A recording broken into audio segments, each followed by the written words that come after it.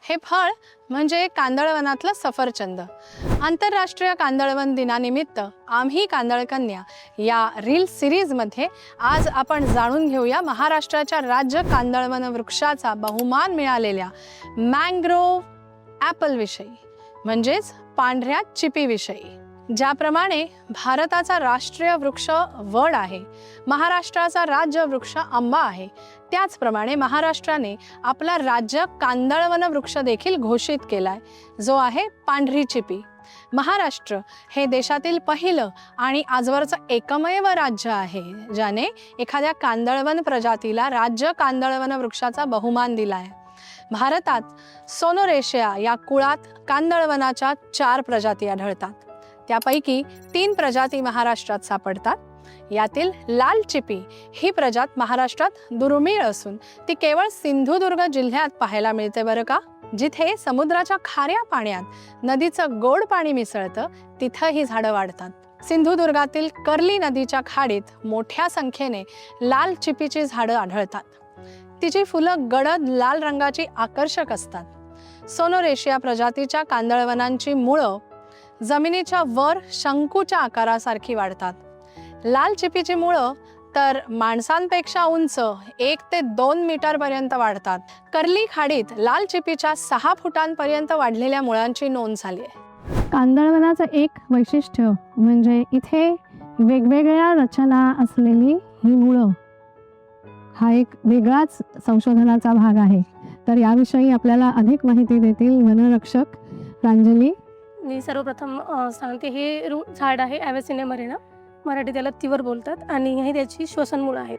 श्वसनमुळं आणि याचा आकार पेन्सिलीसारखा आहे. म्हणजे छोटासा आपण त्याच्यावर जर पाय दिला तर ही वागते. वागल्यानंतर पुन्हा आपण पाय जर काढला तर ती आपोआप सरळ होते. आणि त्याच्यानंतर याला बारीक बारीक छिद्र असतात की ज्याच्यामधून ते आपल्याला पाणी घेतात आतमध्ये. जेवढं आपल्याला ऑक्सिजन लागतं तेवढं बाकीचं सॉल्ट वगैरे बाहेर सोडून देतं की त्याच्यामुळं. आणि जर एक्स्ट्रा सॉल्ट आलं तर ते आपल्या पानावर जमा होतं आणि ते एक्झॉस्ट करतं, म्हणजे बाहेर टाकून देतं. म्हणजे याच्यातनं एक्स्ट्रा सॉल्ट गेलं तर ते पानांमधनं एक्सक्रीट होतं, बाहेर टाकून देतं. ओके. तसंच दुसरे पण अशा प्रजाती आहेत, जसं की झालुकार्पस ग्रॅनाटम, त्याला समुद्रफळ म्हणतात मराठीत. आणि त्याला असं भित्ती सारखे रूट्स असतात. आणि त्याच्यानंतर आपल्याला रायझोफोरम ग्रॅनाटा, त्याला आधारमुळं आहेत. ती आधारमुळं अशी पाणी आलं तर ती रूट्स इथपर्यंत जातात जिथूनपर्यंत भारतीय ओढीचं पाणी येतं. आणि ते पाण्याची अशी म्हणजे एक इंडिकेटर आहे की भरतीचं जेव्हा पाणी येतं, जेव्हा ते भरतीचं उच्च पाणी असतं त्यावेळेस ते तिथपर्यंत थांबलं जातं. हे याच्यामुळं ओळखण्यात येतं. आणि तसंच याचं एक खासियत आहे की जर समुद्र पाणी येतं, समुद्राच्या किनारपट्टीला जेव्हा झाडं असतात तेव्हा जेव्हा सुनामीसारखी किंवा वादळाची परिस्थिती तयार होते त्यावेळेस याचे रूट्स असे एकमेकाला पकडतात, कारण की असे पसरलेले असतात एका झाडाच्या भोवताल. या झाडाचं त्या झाडाचं चित्ती मिळून असे पकडतात. त्याच्यामुळं समुद्र किनारपट्टीची जी आपली माती असते त्याची धूप होत नाही. त्याच्यामुळे आपल्याला याला आपण मँग्रोवचं एक संरक्षक भिंत बोलतो. त्याचप्रमाणे आणखी आपल्याला ही आहे छोटा झुंबर, याला आपण ब्रुगेरिया सिलेंड्रिका बोलतो.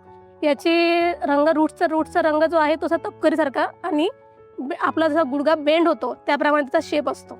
असा गुडघा आहे ना, तसा शेप असतो त्याचा.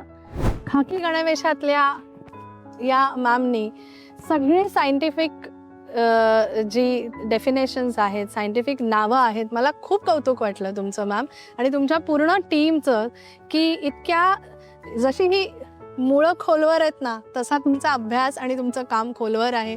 तुम्हाला खूप खूप शुभेच्छा. महाराष्ट्राचे कांदळवन वृक्ष असणाऱ्या सोनेरेशिया अल्बा या वनस्पतीची फुलं पांढरी शुभ्र आणि रात्रीच्या वेळी फुलणारी असतात. सकाळ होईपर्यंत त्यांच्या नाजूक पाकळ्या गळून पडतात. या फुलांमध्ये मोठ्या प्रमाणावर गोड मकरंद म्हणजेच नेक्टर असतो. हा मकरंद रात्री फिरणारी वटवाघळं आणि मॉथ्स यांना आकर्षित करतो, जे या वनस्पतींच्या परागीभवन प्रक्रियेत मुख्य भूमिका बजावतात. या झाडांना गोलाकार हिरव्या रंगाची आणि तळाशी ताऱ्यासारखा आकार असलेली फळं येतात. ही प्रजात महाराष्ट्रातील संपूर्ण किनारपट्टीवर समुद्राच्या जवळ असलेल्या जास्त खाऱ्या पाण्याच्या भागात उत्तम प्रकारे तग धरते. याच वैशिष्ट्यामुळे ही वनस्पती एक पायोनियर प्रजाती म्हणजेच खाडीत नव्याने तयार झालेल्या गाळयुक्त चिखलाच्या जमिनीवर सर्वात आधी रुजणारी प्रजात म्हणून काम करते. समुद्राच्या अगदी पुढच्या आघाडीवर जिथे नवीन आणि अस्थिर चिखलाचे थर तयार होतात, तिथे सर्वात आधी पाय रोवणारं हे पहिलं झाड आहे. एकदा का या झाडाच्या अवाढव्य आणि मजबूत मुळांच्या जाळ्याने या अस्थिर चिखलाला घट्ट करून स्थिर केले की तिथे सुरक्षित वातावरण तयार होते. या सुरक्षिततेचा आधार घेऊनच मग एव्हिसिनिया सारख्या कांदळवनाच्या इतर प्रजाती या झाडाच्या मागे किनाऱ्याच्या बाजूला सहजपणे रुजून येतात. सोनेरेशियामधील दुसरी प्रजात म्हणजे सोनचिप्पी. ही सोनेरेशिया कुटुंबातील सर्वात उंच वाढणारी प्रजाती आहे, ज्याची उंची 15 ते 20 मीटर पर्यंत असू शकते. या वनस्पतीच्या फुलांना पाकळ्या नसतात. याची आणि लाल चिपीची फळं खाण्यायोग्य असतात. चवीला आंबट असलेल्या या फळांचा वापर किनारपट्टीवरील स्थानिक लोक लोणची, रस आणि पारंपरिक औषधं बनवण्यासाठी करतात. आम्ही कांदळकन्या या रील सिरीजमध्ये उद्या भेटूया वॉकिंग मँग्रोव्हची माहिती ऐकायला. तोपर्यंत पाहत रहा महा MTV वाईल्ड लाईफ.